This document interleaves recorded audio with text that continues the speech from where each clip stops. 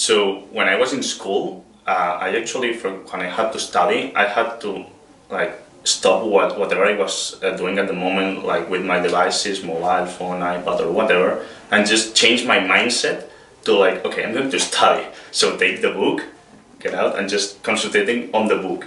But with like having everything in the iPad actually helps me because it's like more fluent. It's a really fluent way to study, because you can be just like doing your stuff and just be like, okay, what was the grammar that we did last day? So you can just watch the video first, stop it, watch the video for a second, and then just go back to whatever you were doing. So it's like really fluent. Yeah, that's the word, fluent.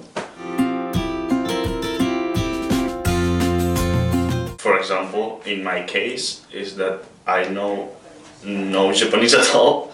So everything that I'm learning it from the lessons that I'm getting at KAI. So if I have to go to class and just learn everything and then just use it in the same class, it may be just like a little bit too much.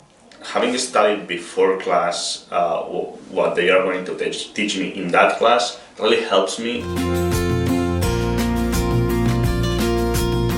If you have it on paper, just on paper, you're only kind of copying it and just doing the exact same thing twice. But with the video, you're actually not only copying it and like having notes of it, also you can like take your time to think about it, because it gives you like, it marks you like the timing that you have to follow.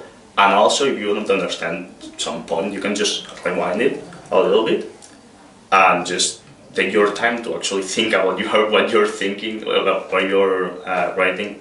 When I'm learning with the video and I spot something that I think it's important for me to learn, I actually pause the video and take my time to write it and to comprehend it so I can use it forward. In my case, like having the possibility to learn before classes the things that we are going to learn in a class gives me the opportunity to actually talk with the teacher and the students and not just focus on learning it, but also using it, which is like the most important thing that you have to do with a language. So yeah, so when learning a language, it's really important that, for example, if you use the conventional method, you actually are just memorizing things and then you have the test. So you're not really you're not really learning a language, you're just memorizing random grammar and you're not mastering it.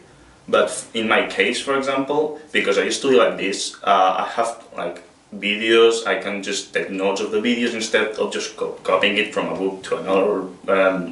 I can also like use flashcards that help me really, for example, for the kanjis to memorize them.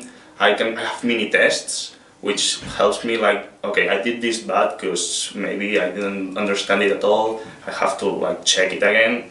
And also we have the classes where you go with all the things that you have learned beforehand and just master it. Like actually you understand why you are learning this, and then after all this happens you have the test, which usually goes well for most of the students because yeah, like they know what they are saying.